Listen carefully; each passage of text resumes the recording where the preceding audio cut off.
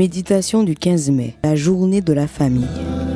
Je bénirai ceux qui te béniront, je maudirai celui qui te maudira. Toutes les familles de la terre seront bénies en toi. Genèse 12, verset 3. Récemment, je me promenais dans un magnifique parc de la ville de Buenos Aires et j'ai observé quelque chose qui m'a vraiment surpris, n'ayant encore jamais vu cela personnellement. 3 personnes marchaient devant moi. Un homme d'une trentaine d'années, mince, grand, portant une chemise bleue impeccable, tenait par la main un petit garçon qui faisait ses premiers pas. La 3e personne était un autre homme d'une trentaine d'années également, avec une chemise à rayures qui tenait aussi l'enfant par la main. Plus tard, je les ai encore croisés. Ils étaient assis sur la pelouse et prenaient un goûter. Il n'y avait aucun doute. Cet enfant avait 2 pères. Peut-être que pour toi, voir un couple homosexuel est normal ou habituel. Tu as grandi en voyant se développer ce genre de famille. Mais nous, qui avons plus de 40 ans, cela nous surprend terriblement. Nous n'avons pas grandi avec cela et n'avons pas été bombardés par la télévision, le cinéma et les débats sociologiques sur la normalité des familles constituées de 2 pères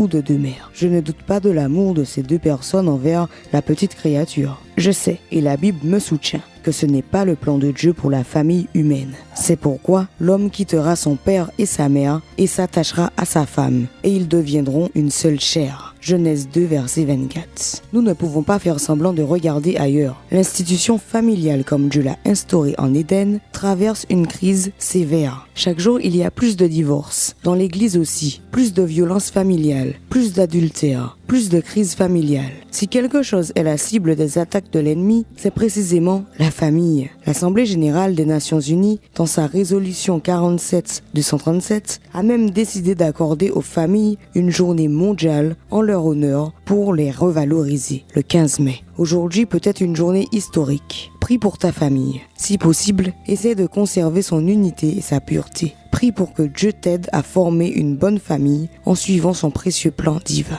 La société est composée de familles et sera ce qu'en feront les chefs de ces dernières. C'est du cœur que procèdent les sources de la vie et le cœur de la société, de l'Église ou de la nation, c'est la famille. Le foyer chrétien, chapitre 1, page 15. Au revoir, que le Seigneur te bénisse.